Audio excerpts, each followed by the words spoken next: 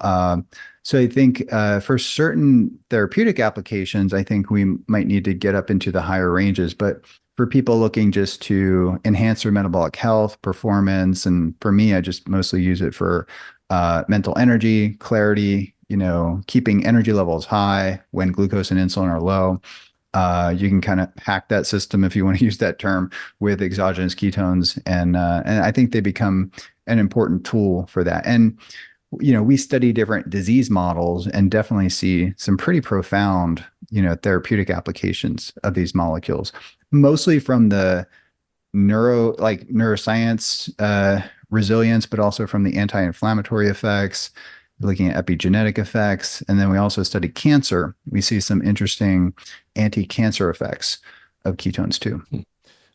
Given how widespread diabetes is, how widespread insulin resistance is, and everything that you just told us, are there any dangers for someone who has, say, type 2 diabetes and is strongly insulin resistant? Are there any dangers or things that they should be aware of if they were going to, say, try a ketogenic diet?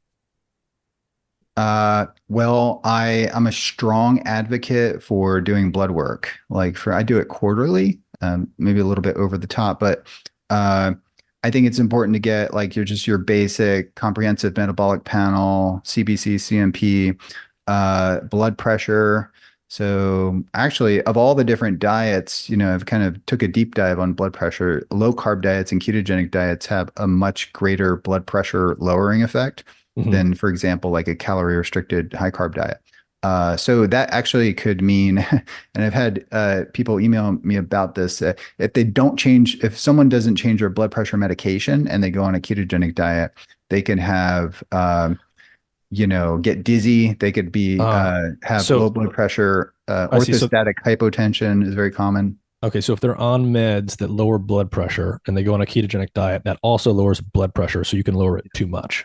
Yeah, yeah, and I also think that some medications, especially like lipophilic compounds, tend to get more permeability to the blood-brain barrier when you're on a ketogenic diet. So this is something that no one has studied, but just from investigators that look at like brain levels of certain drugs, like it's up pretty profoundly, I think. And anecdotally, when I experiment with different compounds and stuff, things that are more lipophilic, I'm in a deep state of ketosis. It's just much, much stronger. So I Hmm. know it's either penetrating the blood-brain barrier or enhancing receptor function. Something's going on there that's pretty